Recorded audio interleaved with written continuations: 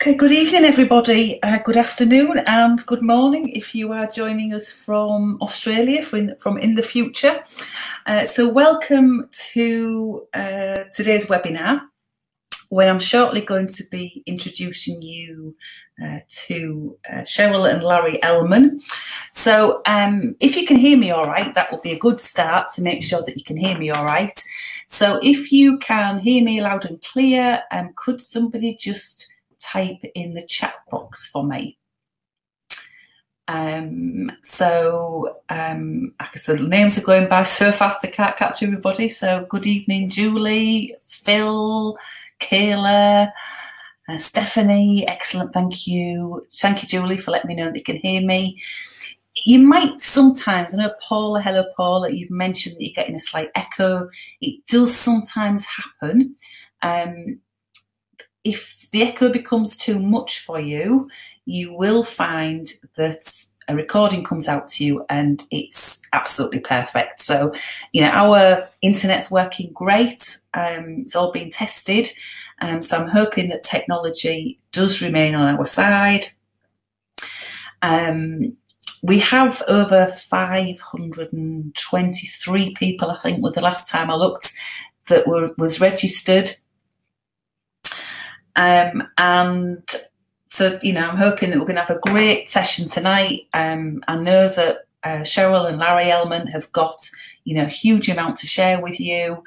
And, you know, I wanted to host this webinar because, you know, this little toolbox and the Dave Ellman induction has to be the most famous induction that you can use with your hypnosis client. You know, the history behind it, the guy himself.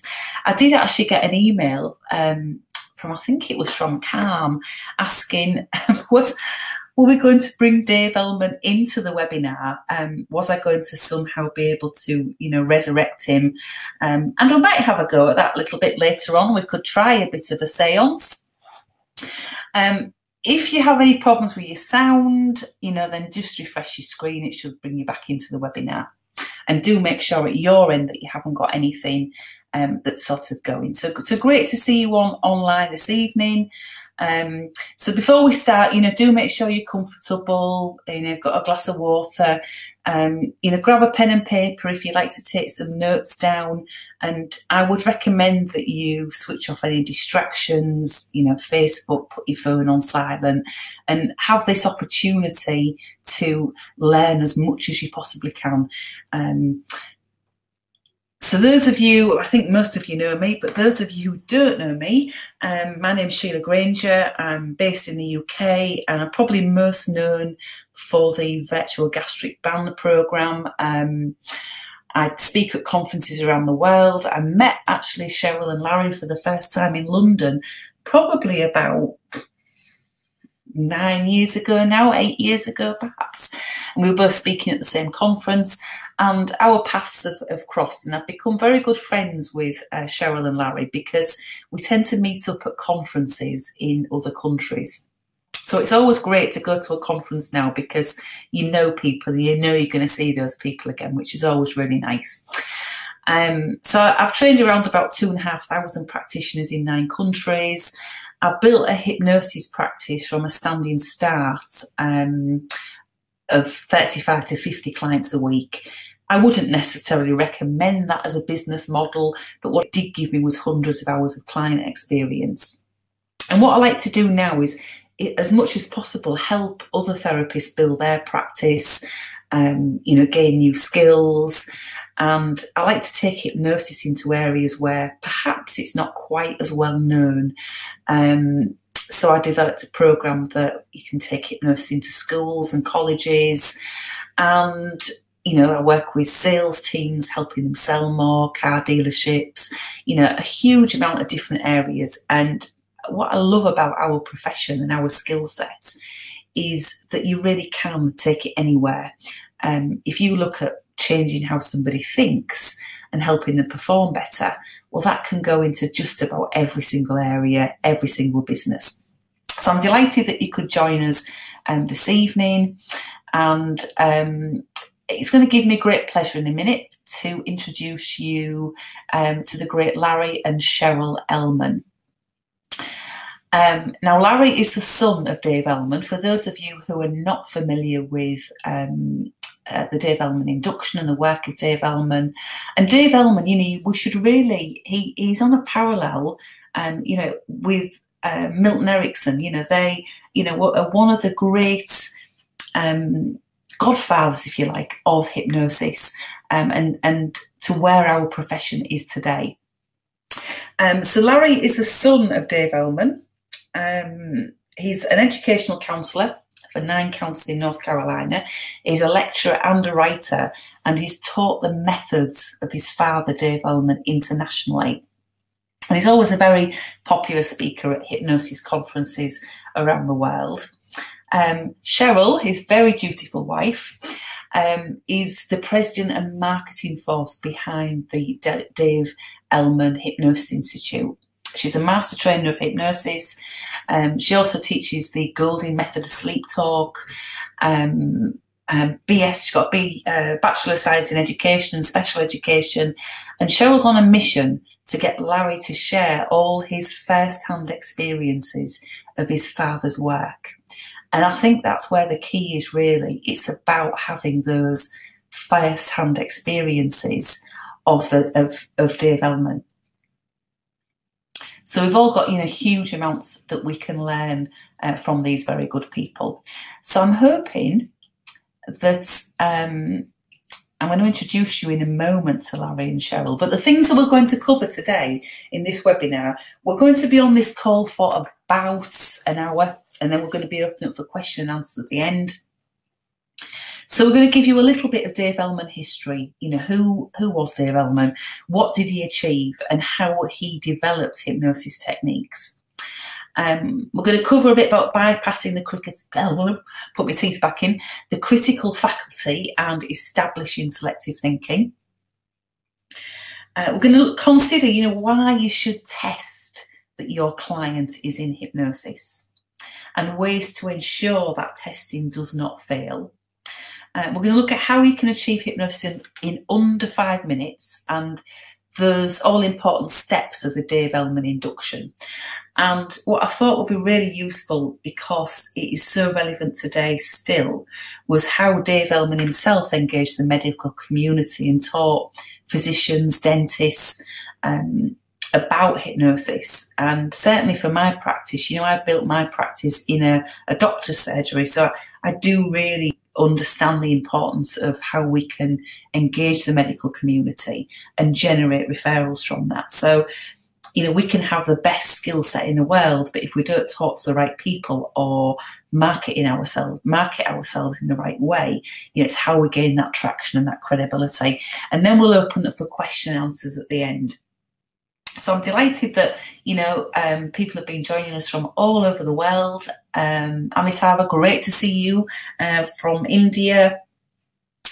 And Christopher, hello Christopher, uses the Ellman induction all the time, which is great. So what I'll do is I'm going to leave the chat box running. Now, I don't normally leave the chat box running when I hand over to the presenters and we get into the content. And the reason I don't normally is because if people chat on the chat box, it can cause a bit of a distraction going on. It's a bit like if you were delivering in a classroom and somebody in the corner keeps talking, it's really distracting. So I normally turn the chat box off and open it up later on for question and answers.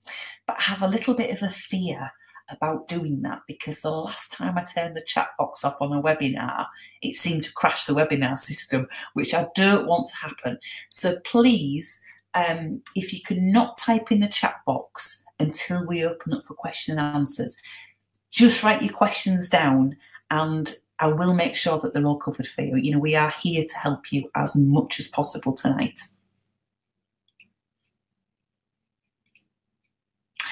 So good evening, Cheryl and Larry. I am hoping you are there and joining us this evening. Great to have you on this webinar tonight, and it's absolutely a pleasure to be working with you again. Thank you very much. Just checking that you can hear us okay. Loud and clear, Cheryl. Hello, can you hear me? Hello. Yeah, loud and clear, Larry. You just need to introduce yourselves and start talking. We're loud and clear. Okay, I'm Larry Ellman. As you've already told them, I'm the son of Dave Ellman. If you're looking at your screen, that's my father there. The lady behind him is my mother, Pauline. And you may all be amused if I tell you a short story before I really go in. When my father left vaudeville and started other things in New York, hypnosis had a very bad reputation. And so he never told my mother or his in-laws to be about having been a stage hypnotist. And so my mother didn't know this. And about 25 years later or whatever, on one of his radio programs, a hypnotist screwed up. And he stepped in, took over, handled the hypnosis of a bunch of subjects, and saved the situation. I was there for that show. We went to drive home, and we're at the parking garage waiting for the attendant to bring the car around, when my mother turns to him, and with a very odd look on her face and her hands on her hips, she says, "So, Dave, how is it that you know more about hypnosis than the hypnotist?" By about a year and a half later, she was assisting him when he taught it, and by about 2 years later, she was a superb hypnotherapist. So when you look there, you're really looking at a team. And that's one of the reasons I treasure Cheryl so much, because we work as a team. Thank you, honey. Now, hypnosis is bypassing the critical faculty or critical factor, I've heard it said both ways, and establishing selective thinking. But in order to do that, you have to know a little bit about where did Dave Ellman come from, and why would he be able to do this, and why would he even want to do this? My father grew up in North Dakota, Fargo to be exact, and his father, my grandfather, was an amateur hypnotist. We don't know how good, there's conflicting stories on it, but he was an amateur. He got cancer, and he was dying of cancer and in extreme pain. And he asked a hypnotist he knew to give him hypnotic anesthesia. My father saw this and was fascinated at seeing my grandfather go from extreme pain to being able to act normally. Dad left for school the next day, and my father never knew what happened next.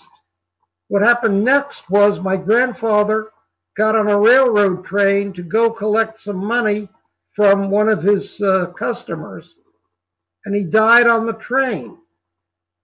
I found this out long after Dad died from one of my cousins who was much older than I and therefore was somewhat of a witness on this. And the two of us agreed that my father must have learned, like my grandfather must have learned, self-hypnosis when the hypnotic anesthesia was being applied, because otherwise he'd never have been able to get on that train that many hours after one session. So apparently he had learned self-hypnosis. Anyhow, this entire incident resulted in my father talking all of his siblings into letting him have my grandfather's hypnotic library, and Dad began studying it. After he'd studied it for a while, he noticed that all of the inductions involved the eyes. And he didn't know why. What does the eye have to do with hypnosis? So he went to the local eye doctor and asked, and the local eye doctor said, "I don't know a thing about hypnosis, but what I do know is the human eye, by evolution, because we were hunter-gatherers thousands or millions of years ago, tends to get very tired if it isn't darting. Can't stare for a lengthy time at something. It can't follow a moving object. There are things it can't do, but it can dart from item to item and see quite well. My father listened to the doctor and decided there were three things that he was going to combine. One was a slowly moving object. The second was having the person cross their eyes. And the third was whatever the object was, it should be close enough so that they would have trouble focusing. Each of those three contributes to tiredness. The first part of the Dave Ellman induction has, in the original, today we have a faster and better method, in the original, the hypnotist's hand comes down in front of the eyes in the manner such that you achieve what I've just described. And while you're doing that, you say such things as, "My goodness, your eyes are blinking." The subject's eyes may not be blinking, but as soon as you say that, they start to blink. By the time your hands come down with a couple of statements like this, the person goes into a trance, because in the back of their mind, you are a prophet. Whatever you say occurs after you say it. Think of that. If you get them to think that you're a prophet and that anything you're telling them is right, have you bypassed the critical factor? Yes. Now, establishing creative selective thinking, your suggestions are selective thinking. You're telling them something and making them think it. So there's how hypnosis occurs. But now let's go back for a few moments to my father's life. He read a book by Hippolyte Bernheim. And Hippolyte Bernheim was a physician in France who was a researcher on hypnosis. And Bernheim said, if you induce hypnosis on a person, and then reinduce later on, and then reinduce later on, and keep this up, after enough inductions, the person goes extremely deep. Now, hypnotists at the time knew about a state called somnambulism, and in somnambulism, you get additional hypnotic opportunities. And the problem was that somnambulism occurs naturally in only a few percent of the people, but you want it, but nobody knew how to do it directly, intentionally. So on the playground of the Fargo, North Dakota Junior High School, when he was 12 years old, my father tried the hand drop thing with the talking that I've just described, and combined it with, once the person was in a light trance, emerging them and reinducing them several times in a row. And they went into somnambulism, which had never been intentionally achieved. It had always been accidental. My father was amazed. After he worked with that schoolmate, he asked another one to sit down, tried it again. Again, he was able to put the person into somnambulism. When it happened for the third time out of 3 attempts, my father knew he had something. So he practiced this, and by the time he was 16, he left for vaudeville and for being a stage hypnotist. Now, some of you out there may not know what vaudeville is because it was an American thing. I don't know what the equivalent was in other countries. But if you had a local theater in a small town in, say, the 1890s to 1920, it was difficult to get people to come to the theater. So the theater owner would hire a vaudeville troupe of 20 to 30 people, and this would include singers, dancers, jugglers, actors, all sorts of people, and he'd put on what today would be called a variety show, and people would come. And if they were lucky, the vaudeville troupe would have a stage hypnotist. That's what my father was. So he got a chance to practice hypnosis literally on thousands of people, because there'd be an audience each night. He'd do this every night. He'd do this year round. Vaudeville eventually failed. It failed when cheap movie theaters appeared, and the theater owner either had to go with movies or close the theater. Of course, most theater owners immediately went down to the local high school and found the pimply-faced nerd and taught him to be a projectionist. That got rid of the problem. So Dad ends up in New York, where, as I already mentioned, hypnosis is not particularly popular. In fact, it's got a very bad reputation. So using what he learned in vaudeville, he becomes an actor, a singer, a songwriter, a musician, whatever it takes to earn enough money to stay, to stay fed and clothed. During this period, he runs into Pauline Reffey. He falls in love with her. He eventually marries her, but he's looking for a better career to support a wife. He goes into radio. Radio was a very new thing at the time. You know, radio, that's TV with a busted picture tube.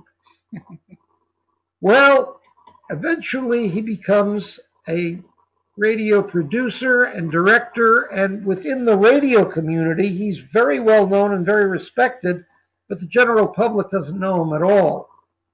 He talks the radio managers into letting him try a program called Hobby Lobby, which he has invented. Hobby Lobby's theory is very simple. You bring somebody up to the microphone who has a hobby. You have him demonstrate the hobby and discuss it. If it's a really oddball hobby, it'll be a very interesting interview. And if he has the hobby with him, it'll be a very interesting demonstration. Now, in front of this guy giving this demonstration, you have a studio audience. They will ooh and ah and clap and laugh. They will react to this demonstration. The trick to keep Hobby Lobby on the air is describing what they're laughing about fast enough and well enough so that the radio audience is laughing along with the studio audience. That's where my father excelled. Now think for a minute what that means in terms of our profession. He's describing things rapidly and well. He's using what amounts to guided imagery. He wouldn't have called it that, but that's what it is. And he's getting to be real good at it. The program went on for about a decade and a half and was very popular. It was so good that when he had to have a gallbladder operation, and normally if the host of such a show was out for surgery, they would take the show off the air. To keep it from going off the air, the wife of the President of the United States came up from Washington and emceed or hosted the show till he got out of the hospital. Not very many people can make the claim that the First Lady covered their show while they were having an operation. And that was Eleanor Roosevelt, right? That is correct. That was Eleanor Roosevelt, the wife of Franklin Delano Roosevelt. At any rate, eventually the show goes off the air. My father goes back to being a stage hypnotist. At that point, a group of doctors come up to him and say they want him to teach medical hypnosis. His reply was, I don't know a thing about medical hypnosis. Why should I teach medical hypnosis? And their reply was, there are three things in what you do that are not like any other hypnotist we've ever seen. And all of us on this committee have taken courses in hypnosis. We know hypnosis, but we're unable to use it in our medical practice. But using your techniques, we could. My father said, what are those three things? Well, for one thing, you've got it down to where your inductions take under 3 minutes. Eventually, my father could induce in under 30 seconds, but at any rate, on the stage, it was under 3 minutes. They said, this is important to us because if we have only 10 minutes to spend with a patient, A 20-minute progressive muscle relaxation doesn't do us any good. So that's an important thing to us. Another important thing is everybody you tried to induce into hypnosis went. If we're going to use it in medicine, we can't afford a failure of induction. The third thing is everybody that you gave a suggestion to, the suggestion took. In medical hypnosis, the suggestion has to be as reliable as whatever we would prescribe in the way of medicine. You've accomplished these three things. Now teach it to doctors. And so that was the start of the Dave Ellman course in medical hypnosis, which went on from 1948 or 49 up until my father's heart attack in 1962. And from then until his death in 1967, he mentored additional students and wrote his book. If you give a suggestion which pleases a client and which seems emotionally and morally reasonable to him, he will accept it despite the fact that under ordinary circumstances, he might consider it an impossible suggestion. Gee, your eyes are already blinking, and they haven't blinked. But this critical faculty, the disbelief that such fantastic feats are possible, is bypassed in hypnosis. And that is when the actual hypnosis begins. There's a little problem here. The problem is that most hypnotists do not test. They let this happen, but they don't know what to do with it. So they start in immediately after bypassing the critical faculty, giving suggestions, which may or may not take. They don't know what to do. But if you know this and you test, the tests have a couple of advantages. One is you as the hypnotist know exactly what's going on with your client. You know whether or not your suggestions will succeed. A second thing is testing properly done will deepen the client's trance. And the third, and to me at least the most important portion, is that each test as it succeeds convinces the client that they are in hypnosis. It generates trust, rapport, confidence. The client is more aligned with the hypnotist. So a hypnotist who tests has a much higher rate of success. Dad always tested. So tests, as Larry was saying, should be designed to include those three things: confirmation, convincers, and deepeners. And the confirmation, can you describe what you By confirmation, some people would say information. You're getting the information back that they are in hypnosis. I call it confirmation because if you are really paying attention to your client, you're really looking at the client and you're really trying to understand what's going on with the client, you know approximately where they are. So you're confirming to yourself that things are going well. If you don't get confirmation, you use a deepener, you do something to catch them up with you. Well, what are these tests that become convincers? Well, some tests could be eye catalepsy, where the eyes remain shut or as if they're glued shut. And I'm going to cover that more in a moment in the DEI, or the Dave Ellman induction. The arm catalepsy. Now, catalepsy back in the 1950s in Dave Ellman's medical dictionary, catalepsy meant either totally relaxation of muscles or a catalepsy or rigidity of the muscles. So I don't find that in the dictionary anymore, but back then his dictionary had that, and they were discussing it in their classroom. Another type of convincer would be a client losing the number 3 or something similar. 1, 2, 4, 5, 6. Right. Where did it? Say it again. 1, 2, 4, 5, 6. Count all of your fingers. 1, 2, 4, 5, 6, 7, 8, 9, 10, 11. How many fingers does a human have? 10. How come you've got 11? Count them again. 1, 2, 4, 5, 6. You get the idea. And use of positive and negative hallucination within hypnosis is in itself becomes a convincer. So, Dave Ellman had many inductions in his book of hypnotherapy that he wrote and on his recordings. Some were components of this induction. Using these these 6 process steps strung together helps to increase the induction's effectiveness for even the new hypnotists and is especially good for a client's first induction. It has those tests and convincers built into it, but not only are they convincers for the client, but they also help you know where the client is at, so they help the hypnotist too.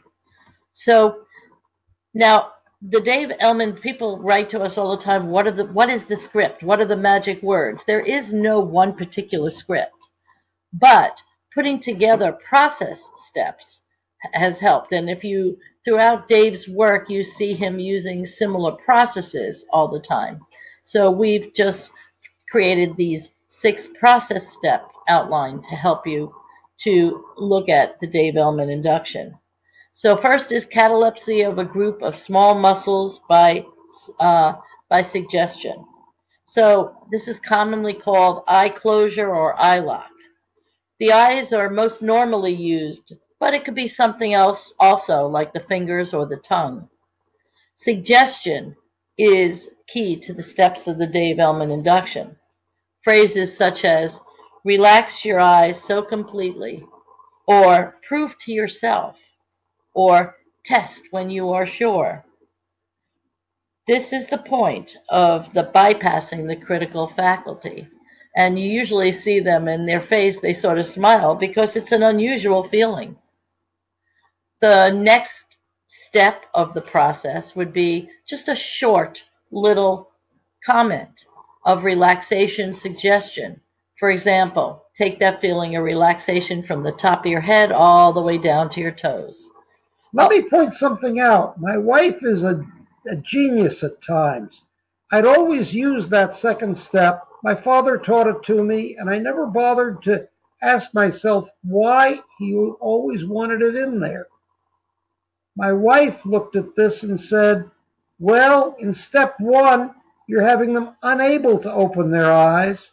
And in step 3, which she's about to describe, you have them open their eyes. To some people, that's going to be a contradiction. You stick step 2 in there, and it's no contradiction. They'll follow your instructions. And I thought, why didn't I think of that? So I think I ought to keep her around. She's pretty good. This is also a time where, well, thank you, honey. This is also a time that I often put in a distraction filter, especially if you're in a noisy environment.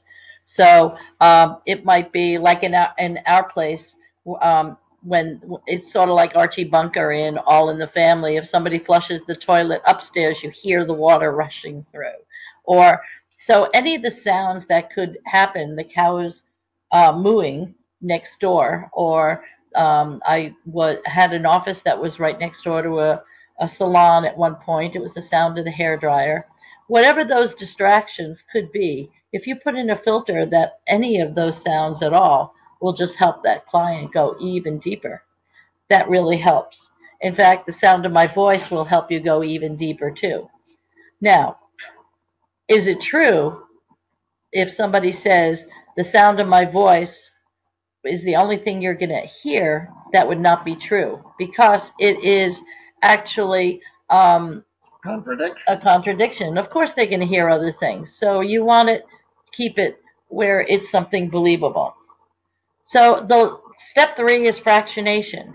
Fractionation didn't exist as a word within the psychology or hypnosis community when Dave Ellman was working.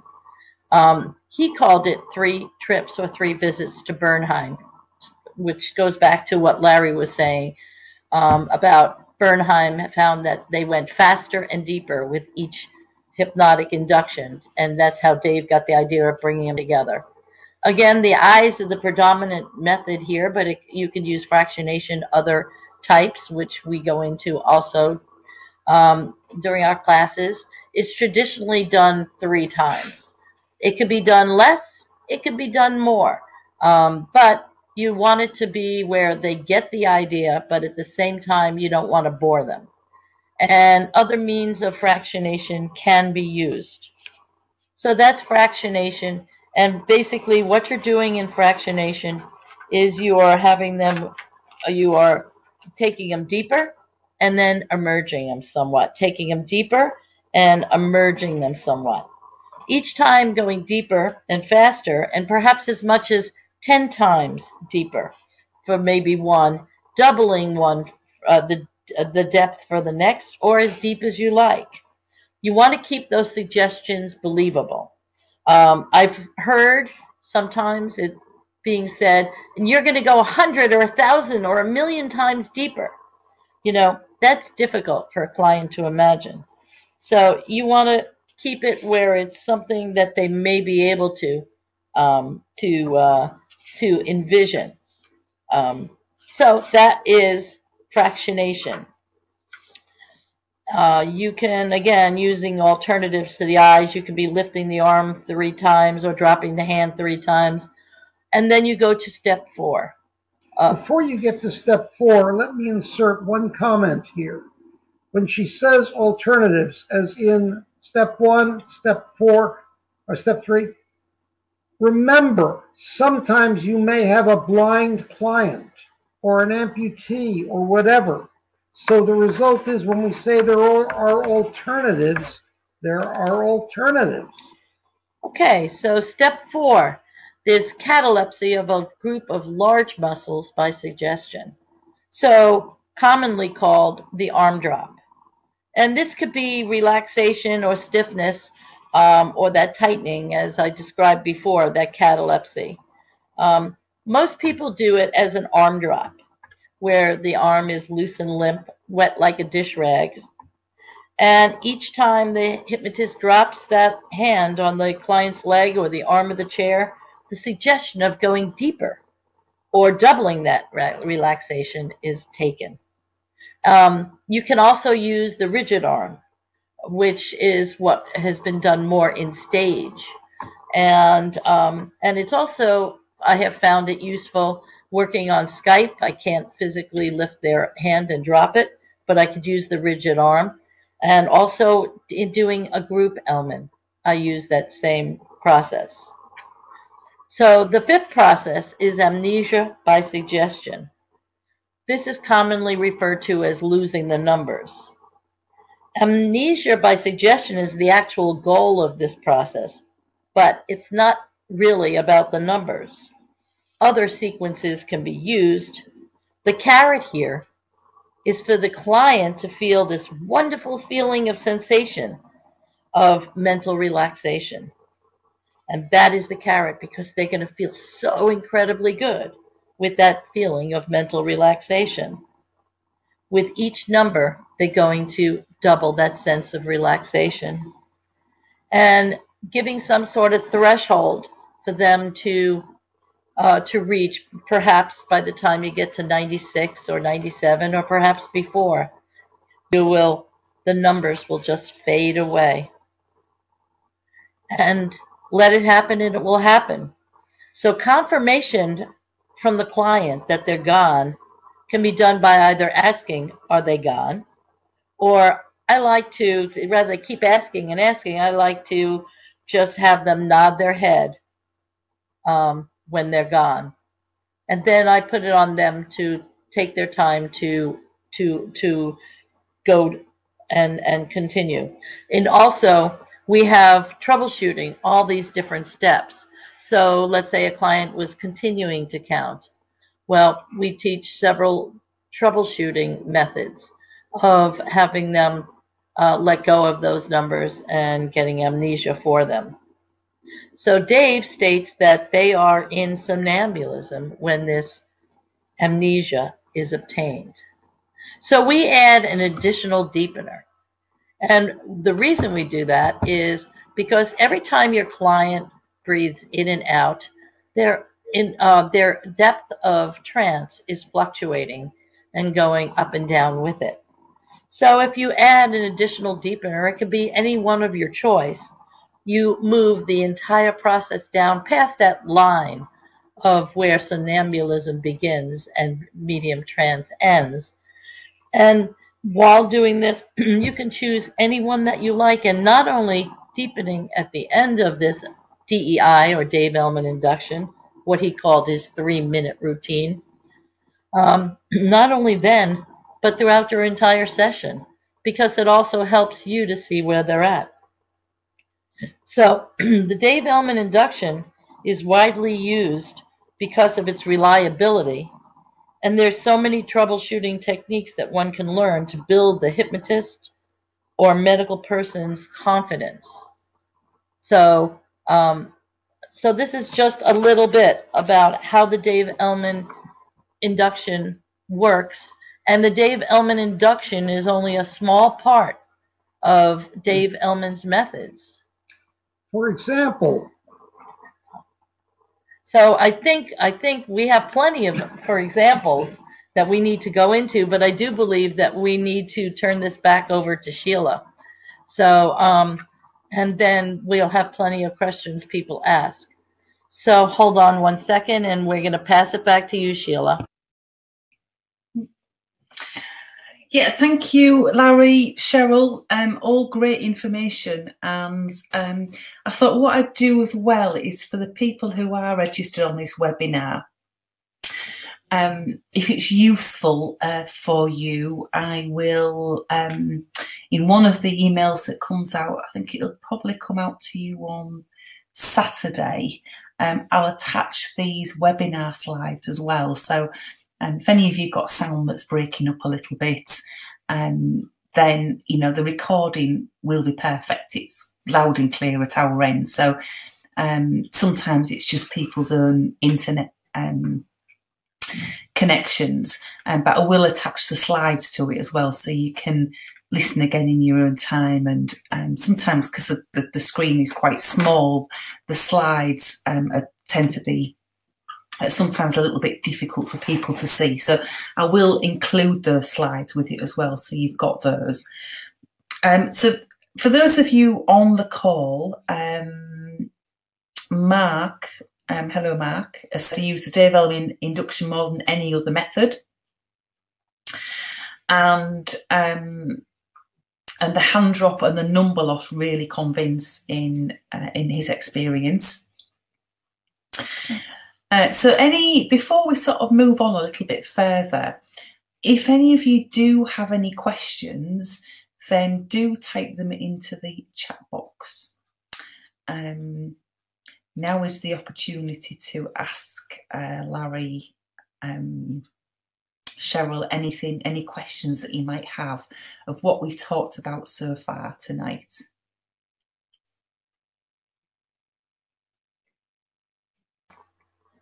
Excuse me, Sheila, we don't see anything in the chat box, so if you can then pass us the questions, that would be great. Yeah, no worries. I will repeat anything that needs repeating. So Penny, hello Penny. Oh yes, please, to the slides. Output from your seminar is always so very valuable and appreciated. Thank you, Penny. Annie, so Annie's got a question for Cheryl, Larry. What do you mean by false somnambulism?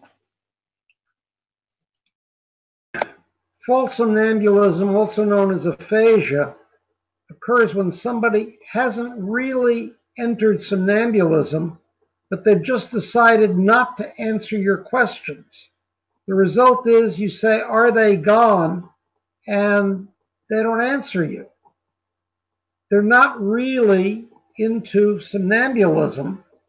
They're sort of floating between a deep trance and somnambulism, and they aren't really there. Now, the reason my father stressed false somnambulism and avoiding it was there are medical procedures that will not work properly unless they are truly in somnambulism. So what he wanted to provide the doctors with was a good test to see if they would be able to do these additional procedures. That was why he stressed aphasia or false somnambulism. It's where the client does not answer your question of, are they gone? Doesn't hold up a finger, doesn't give you feedback.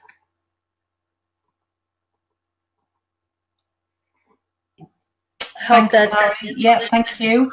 And Linda has asked, well, Adrian, just to add to that, Adrian's asked, how do you identify false somnambulism? But I think we've probably answered that question really, Larry. But Linda has asked, hello, Linda, do you get permission to lift their hand? I once used it and the client freaked out as she didn't like anyone touching her. What would you say to that? Hi. That's a great question, Linda. During the process in my pre-talk, I let them know that during this process, I may be touching them and on their wrist or their elbow or their shoulder or their head. And is that okay? Also, when I am actually doing the Dave Ellman induction, I say to them, in a moment, I'm going to be picking up, and I usually touch their hand or say your right hand or your left hand by the wrist. And when I do, you just let it be loose and limp. So I'm already letting them know that I'm going to do it in a moment. So they're expecting it rather than being touched from the very beginning. Let me add something. One of the things all hypnotists should be aware of is when somebody's eyes are closed, you never touch them without a warning. Because as soon as you touch somebody whose eyes are closed, you startle them and you may bring them out of trance when you don't mean to. So if you need to touch, you always say something like, in a moment, I'm going to touch your left hand, or whatever. But you always warn them. If their eyes are closed, don't touch without warning. And Chris has asked, she said, unfortunately, I missed most of this, but I must admit I haven't used the arm drop method because I'm worried that it would not work. Hi, Chris. Well, there are lots of different things you can do. First of all, when you lift that hand up by the wrist, you're only lifting it just a couple of inches off their leg. If they're helping you, there's several different things you could do. You can just slightly jiggle the hand and let it drop. You can do just remind them to let it relax, and you can do all the work. And sometimes I'll even surprise them, and if they're still staying very stiff or holding it up or helping me too much, I might actually just reach across and pick up and drop the other hand because they weren't expecting that. And that way you get this level or the feeling of whether that relaxation is in their body. And if you don't get relaxation at that point, what do?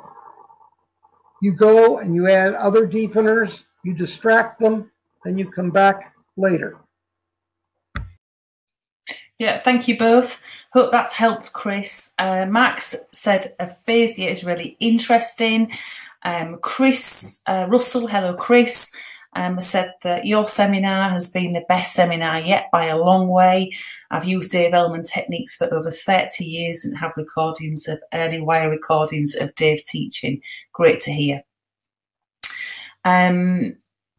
Steve, hello Steve. Hi, great webinar, thank you.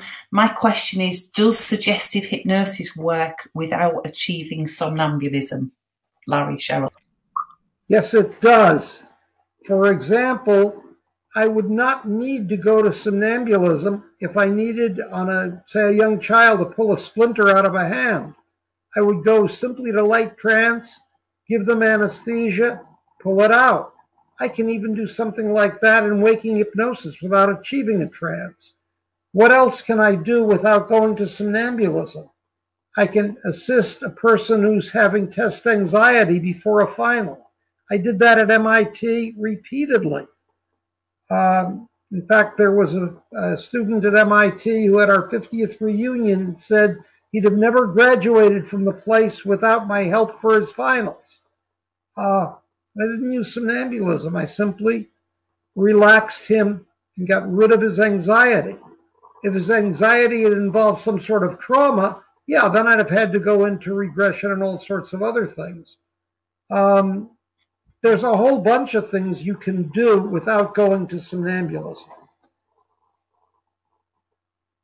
Thank you, Larry. And Penny has sort of mentioned, I thought you had to ask clients for permission to touch them. Mark on the webinar has kind of answered that in a way, saying asking permission really helps and seems to reduce the risk of breaking trance. And I have to say that is generally the approach that I take. I sometimes tell them in the pre-talk before we start that during this session, with your permission, I will be touching this, this, and this. Larry, what's your take on that? I wanted to add something there, and that is we work a lot with Jason Lynette, and he has actually sort of changed my language at times, because instead of the word touching, he'll just say tap. I'm going to tap you. I may tap you here, here, and here. But and then instead of touching your hand, I'm going to be lifting your wrist. So the word touch, I use a little less, and I do try to use that word tap, because I think it's it's much gentler. Much gentler.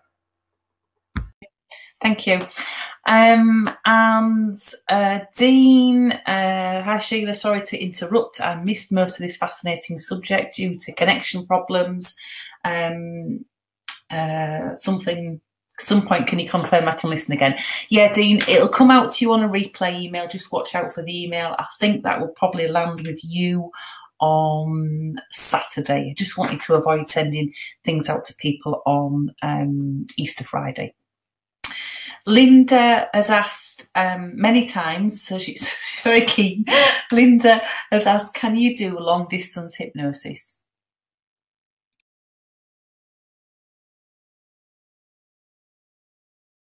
Oh, had to get the mic on, sorry.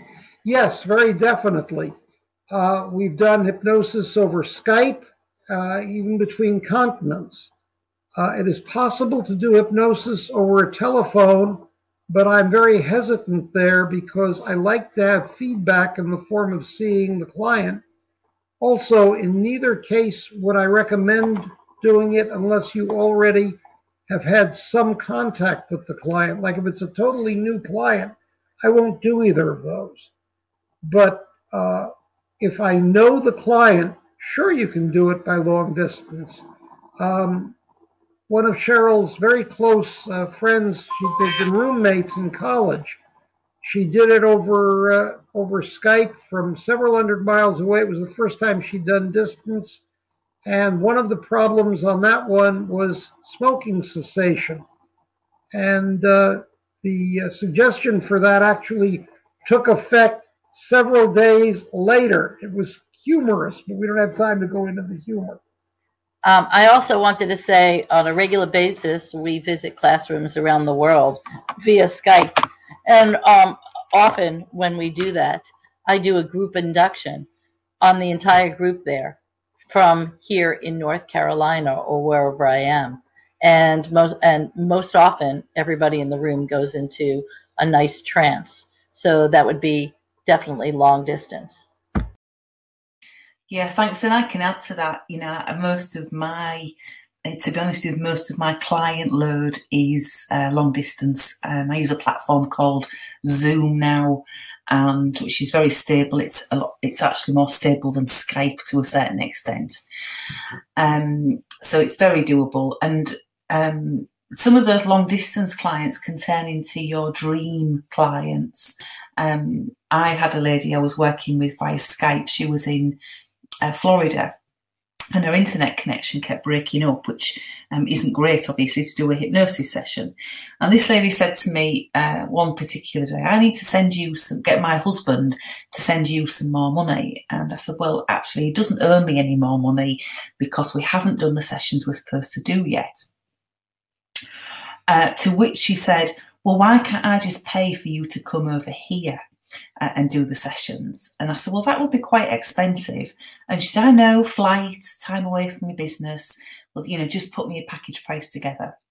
The following week, I was on a plane going to Tampa Bay in Florida, where this lady had put me up in the 5-star Don Caesar Hotel to do private sessions with her at her house. Your dream customer. So sometimes they can end up in things like that as well.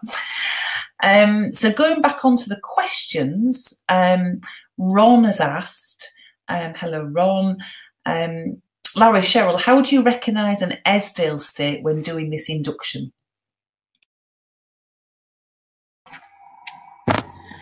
Often when someone goes into an Esdale state, they become very non-responsive to you. If you wanted to test it, you could actually clap by the ear and they do not wince. They basically, in their minds, they would like you to just stop talking and go away. Now, my husband, Larry, is very good at popping down into Esdale when not expected. When I demo hypnosis or the DEI, I can't use him as what I call my client from hell, because he doesn't know how to not go in. Because he was his dad's used to hypnotize him all the time. So he goes in I was easily. the toy. And so he will go sometimes into Esdale. So what you do, basically they become very unresponsive. They go so deep. You can sometimes get physical catalepsy with it.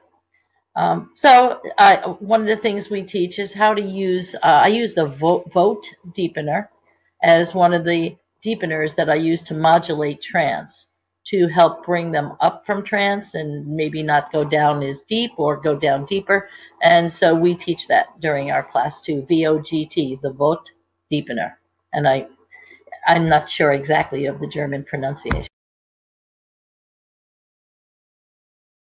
You guys, I'm just going to take one more question for now, just because we've got some other content to get through and I'm aware that the clock is ticking.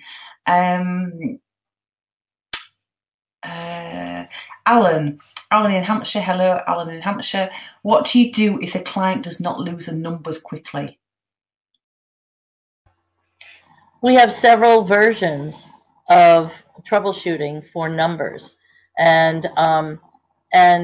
so one of them might be doing an additional, having them put all the rest of them and any parts of them, again, not using the word number so that it doesn't bring them back to their mind specifically, and have them imagine them all on their arm, their right arm or whichever one you did the arm drop on. And then when I lift this arm and I drop it, you're just going to let them all disperse, let them be gone, and just fade away. And then I go ahead and do that. And that's just one of several that you learn as troubleshooting methods for all the different steps of the Dave Ellman induction. I hope that helps you. Thank you, Cheryl. So we're going to move on shortly to look at, how you can engage the medical community and how Dave Ellman did this. He's our leader, isn't he? But if you think the Ellman induction is good, then this is just, of course, one method that Dave Ellman used, his induction. But he created lots of best practices from working with the medical fields, working with children, in pretty much every single aspect that you can imagine in hypnosis. So you can imagine, obviously, the effectiveness of all the other things that were talked about by Dave Ellman as well. And I'm delighted to host a a 2-day, one day, I have to talk very quickly if it was one day, a 2-day training class that we're going to be doing via live stream on the Zoom platform that I talked about earlier on. So we can actually all see each other then. It's not like this type of webinar platform. And we're going to be live streaming the full best practice of Dave Ellman on Saturday, the 14th of April and Sunday, the 15th of April. The class time is going to be 1 p.m. to 7 p.m. UK time. The reason it's those times for those people in the UK is so that we've got people in America and Australia and other time zones. So we tried to do a time that would fit for everybody the best, really. So it's going to be on a platform called Zoom, and the beauty of doing that is because during the class you can work with each other. So when I've done these type of classes before, you know, we have breakout rooms. So somebody in perhaps the United States could be working with somebody face to face in the UK, and you just go, so you're seeing each other, and then you come back into the full class again. So it works exceptionally well. So that's going to be live streamed on the 14th and 15th of April. And some of the reasons you may want to think about this training further, you know, when you sort of really understand sort of the semantics behind hypnotic techniques, why what you're doing will work, then also your results change overnight, because you start to develop your own pattern, you can react to things more, and with that, your results change. So you can understand and improve all of your inductions. You can learn how waking hypnosis, you can use your hypnosis skills in situations where perhaps trance states aren't appropriate. In the further training, you can learn the difference between hypnotherapy and hypnoanalysis, and so what to actually do when you've got to the root cause of an issue. Obviously, as I mentioned earlier, you'll be able to watch, join in, immediately practice and the skills with Larry's, Cheryl's demos, and you'll learn how to work with children, more about the Esdale state, regression, pain management, and lots more. And of course, with all that, you know, it improves your interface with the medical community, and with that credibility, it then makes it rain results referrals into your business. So a few reasons but why you might want to think about taking it. I say it's a 2-day intensive course, 14th and 15th of April, that's Saturday and Sunday. You'll learn systems, processes that are proven, that are easy for you to learn. And you'll be able to hypnotise with confidence.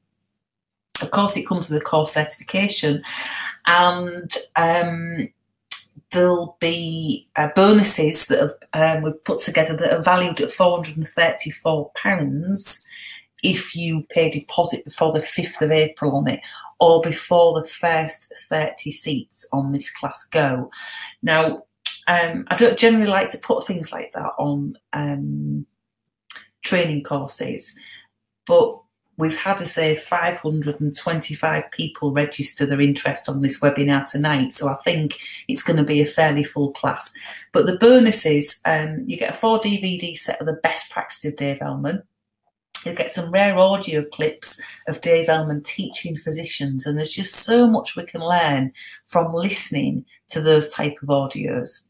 You get 1-day marketing video that teaches you the latest strategies to build your hypnosis practice, and the blueprint of the Dave Ellman induction. So, you know, number of bonuses for you, you know, the investment for the training is £347. Now that is £200 off the normal price of this training as well, plus the bonuses. So I negotiated hopefully quite a good deal for people with that. So that's something for you to consider. The one other thing I wanted to mention as well before we go back to talking about how Dave Ellman engaged the medical community is some of you might be interested in an opportunity to become a trainer of the Dave Ellman methods. Larry, Cheryl, yeah, they have done a lot of touring the globe and delivering classes worldwide, but you know, I'm sure they don't want to and I know myself as well from travelling internationally, that it's actually quite grueling. And what they want is other people to take up delivering this type of training class. So if you are interested in an opportunity of becoming a trainer for the Elmans, please send me an email and I'll send it in the chat box to think@SheilaGranger.com, and I can send you through an application form that will then go to Dave, to Cheryl and Larry, to Dave. It might go to Dave, who knows? But it'll go to Cheryl and Larry, and they can consider and discuss that with you further. So, that's something for, where you are in your business, what your own personal journey is, where you see your hypnosis practice going, etc. So there is an opportunity as well there if anybody would be to be interested. So I'm going to pass you back to Thingamy, to Cheryl and Larry to talk about, how Dave Elman worked with physicians. Well, if you remember,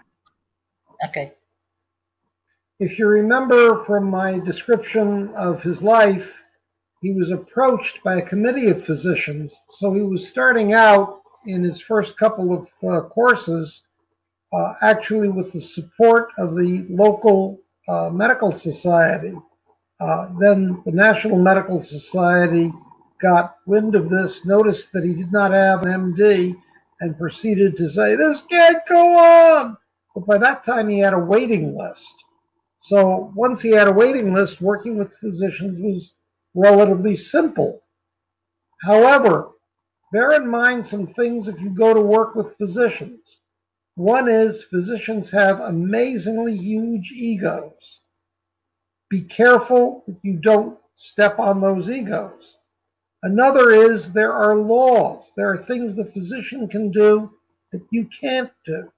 Even if you know how, even if hypnosis will work on it, they've got to be the one who has the responsibility and the legal authority over the client. Except they look on the client as their patient. You look upon that same person as a client. There's legal differences between the two. So you have to be very much aware. Now notice I'm giving an awareness, I'm not giving specific examples, and the reason is it varies from jurisdiction to jurisdiction. So find out local jurisdiction what those laws are. Also, once you get a couple of physicians feeling you did a good job, word of mouth will spread and you will get more. And just having one or two physicians or dentists that you work with really helps to book your clients in, and your practice will grow. And I'm going to turn it back to Sheila because that's exactly what happened to her. So Sheila, maybe you could share some of that with everyone. Yes, certainly, Cheryl. So I actually started my hypnotherapy business working from home because, like a lot of people, I'm sure on this call, not many of us really, left school thinking, when I grow up, I want to be a hypnotherapist. So a lot of us have had a previous life, another day job, and I spent 20 years working for the government as a fraud investigator, investigating people who weren't quite as disabled as they claimed to be. And I never really thought I would be doing anything different. So I didn't come from any, business background. And I started seeing people from home a little bit. I suppose it was a little bit of a hobby, really. And then I noticed a difference that you can make to people's lives. And that drive took over to do more and more of that work. And then I was doing some work with a chiropractor and his wife and his children. And they happened to say to me, we're really pleased with the work that you've done. Would you be interested in taking a room above our chiropractic clinic? And, the rent that they were going to charge me was actually fairly low. So it was a bit of a no-brainer proposition, really. And so I started working there. And what I learned from there is, I suppose the first step to building your practice is identifying who your potential audience is. Who is your client? And, where do they already go? And clients who tend to come and see us tend to be people, hopefully, who've got the money to pay our fees, because it's always nice to be paid for some of the work as well. And, they already visit alternative practitioners, complementary practitioners. So a lot of footfall came through the chiropractic clinic. But then there's ways that you can align yourself with people more. So, for example, with the chiropractor, I approached him with a view to trialling hypnosis alongside the chiropractic treatment for pain control. So we set up a little mini trial. Now, this wasn't a clinical trial, but of all the patients that he saw on a regular basis, 50% of those were also given a hypnotic pain control recording to listen to. And we measured the results of who improved best, either the ones who just had the chiropractic treatment or the ones who also had hypnosis as well. Now, naturally, we knew what the results would be, that the people who had help mentally with that pain as well were going to improve better than the ones who just had the chiropractic treatment.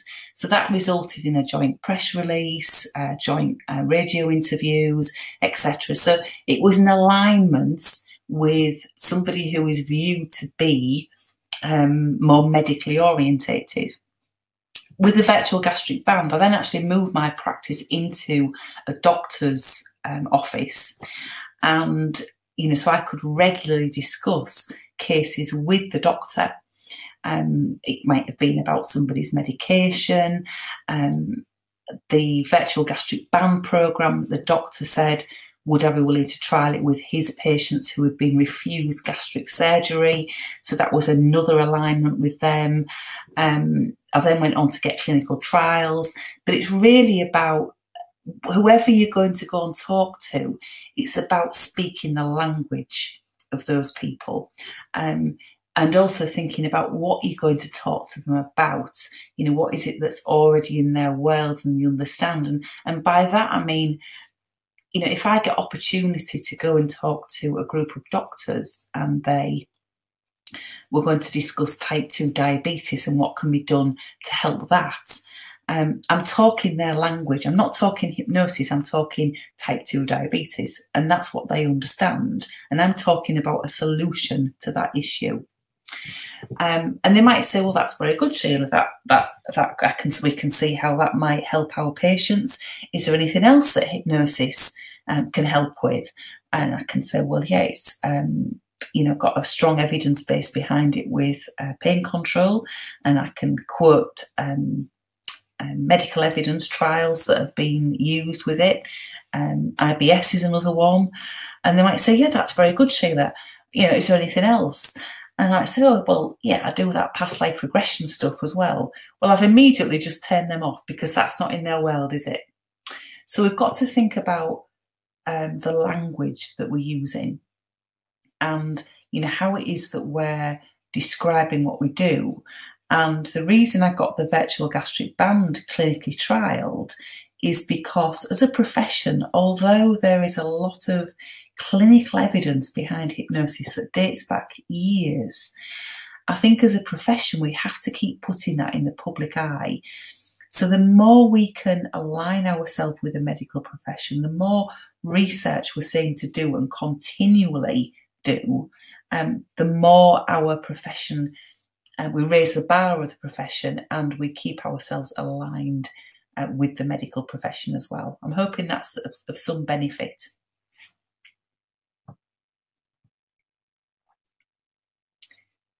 So before, I'm just going to go back to some questions and answers.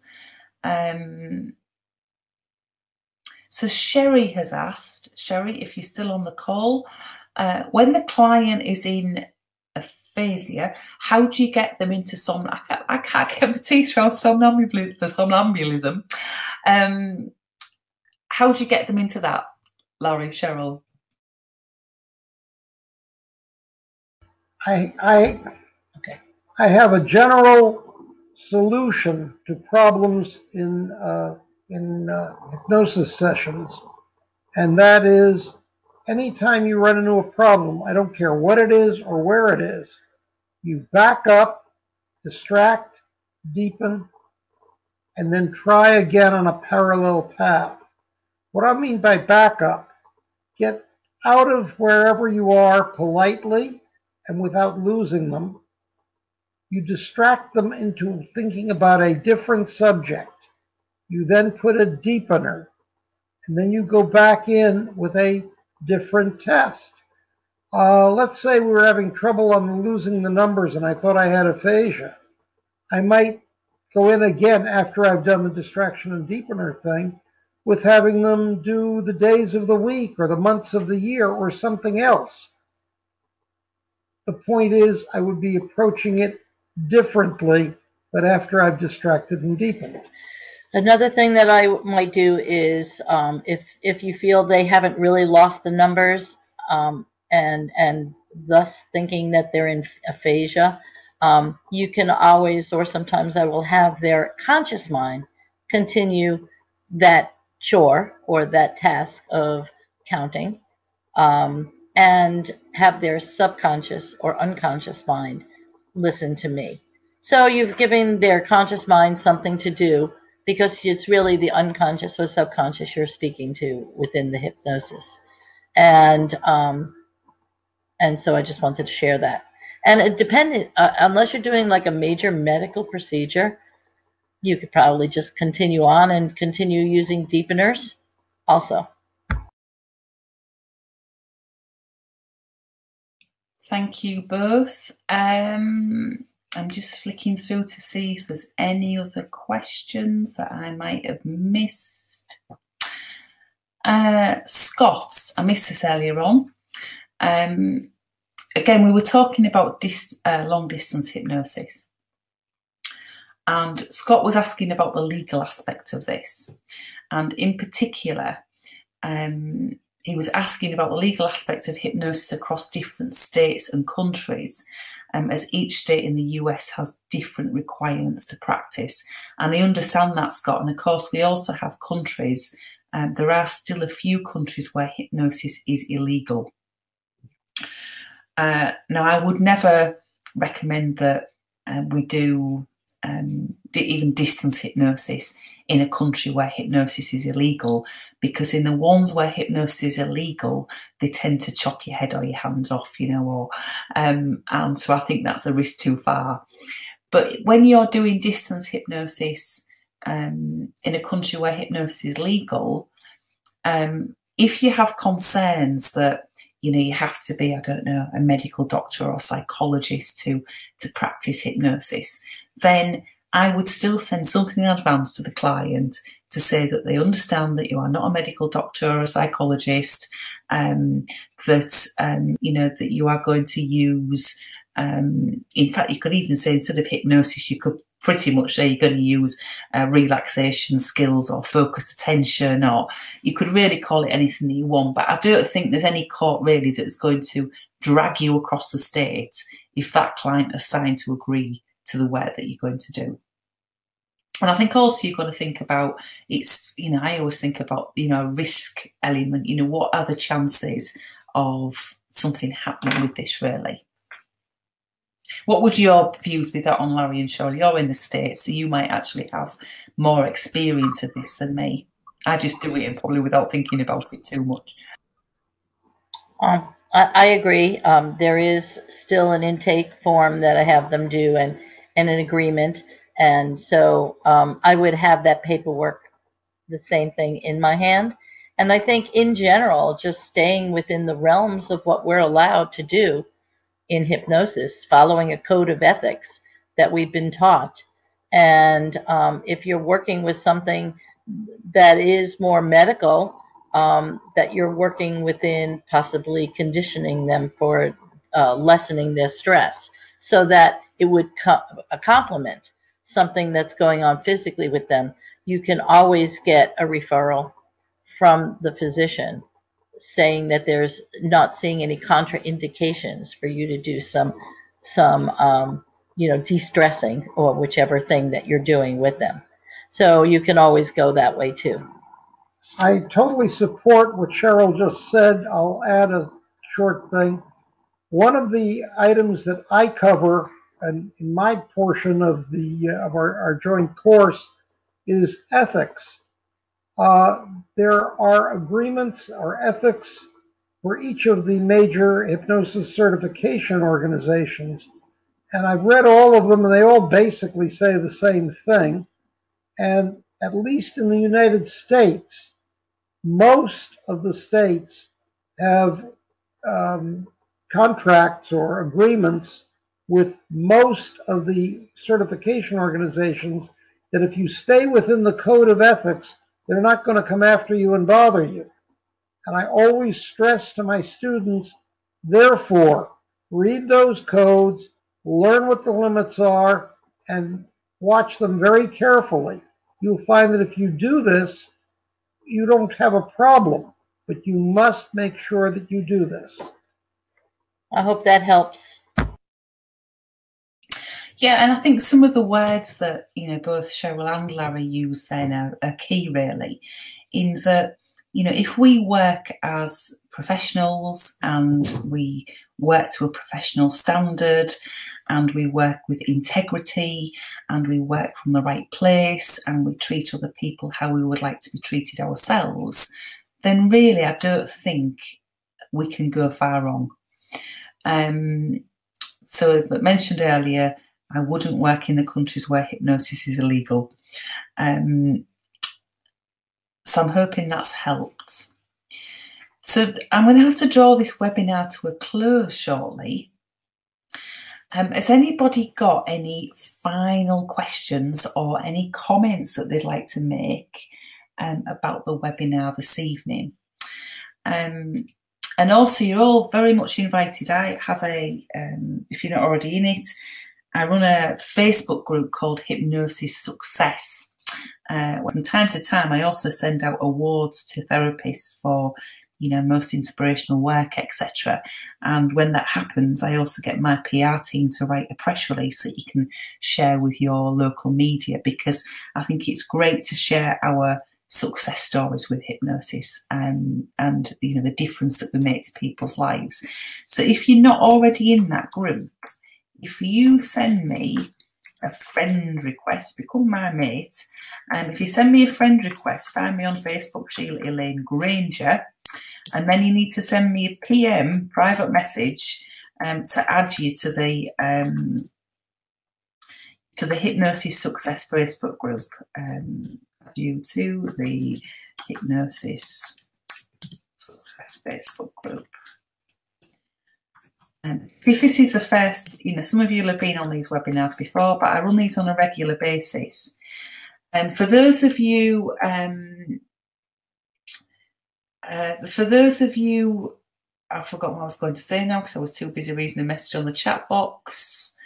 For those of you who are based in the UK, who are on this webinar this evening, you, I'm sure, will have heard about GDPR, the new legislation that's coming in from the 25th of May regarding, data storage, marketing, what we should have on our websites, what we shouldn't, etc. And I'm going to run a complimentary, I'm not going to do it as a webinar, complimentary Zoom next week, letting you, just sharing with you what you need to do, what you need to think about for that, and what you need to have in place to be legal and to be safe and to be looking after everything. And I'm going to post the details of that in the Hypnosis Success Facebook group. So, so I hope you can join me with that. So final questions. Annie has said, I Beryl Coma staying with me next week here in Dubai. I think she already trains for you. Yeah, she does. I think Beryl does train for you, doesn't she, Cheryl? And yes, she does. Yeah, thought so. And Katharina, thank you for this webinar. Pippa, it's been an excellent webinar. Thank you, Julie. Nice to hear from you, Julie. Thank you, Sheila. So, but I need to thank Larry and Cheryl for taking the time out of their busy day for joining us today. So thank you, Larry. Thank you, Cheryl. Round of applause for you. And any final words, Larry, Cheryl, before we call it a close, bring it to a close today? Yes, we'd really like to thank all of you for coming. I know this is a holiday weekend coming up. It's both Passover and Easter. So whichever you're celebrating, please have a wonderful weekend and time with your family. But we really are honored that so many people are interested in, and we had really nice attendance today. So thank you very much for attending and being with us. And we look forward to meeting you in the future. I did want to say on that Zoom, if you were, for the people interested in how to do long distance hypnosis, I guess you're going to be learning it and practicing it a lot, because that's how we're going to be doing our practices in those virtual rooms. So you will definitely be getting experience on how to expand your practice for the distance. I agree. And just as Cheryl said, I want to thank all of you very, very much. I want to thank Sheila, and I want to thank the audience. And Sheila, thank you so much for having us. We really have enjoyed this. Absolutely. Yeah, thank you both. So yes, thank you all for joining us this evening. You say it's great that we've got such a good attendance, and they say, you know, when I put the note out that this webinar was running, it shows how interested people are in this topic, because I said there was over 520 people registered for tonight, so that was great. So thank you for all the little golden nuggets that you've shared with us tonight, Larry and Cheryl, because it means that we can all go away and, you know, improve on the work that we do. And I think we're all a work in progress all the time, and it's so important in this profession that we continue to learn and we continue to fine-tune our skills, because then we can reach out and help more people and do the best work possible. So thank you, Larry. Thank you, Cheryl. Thank you for joining us all, and we'll look forward to seeing you again soon. Have a great Easter, everybody. Enjoy a bit of time off. Don't eat too many Easter eggs, not too much chocolate, and we'll see you all again soon. Thank you. Bye, everyone. Take care, everybody. Bye-bye.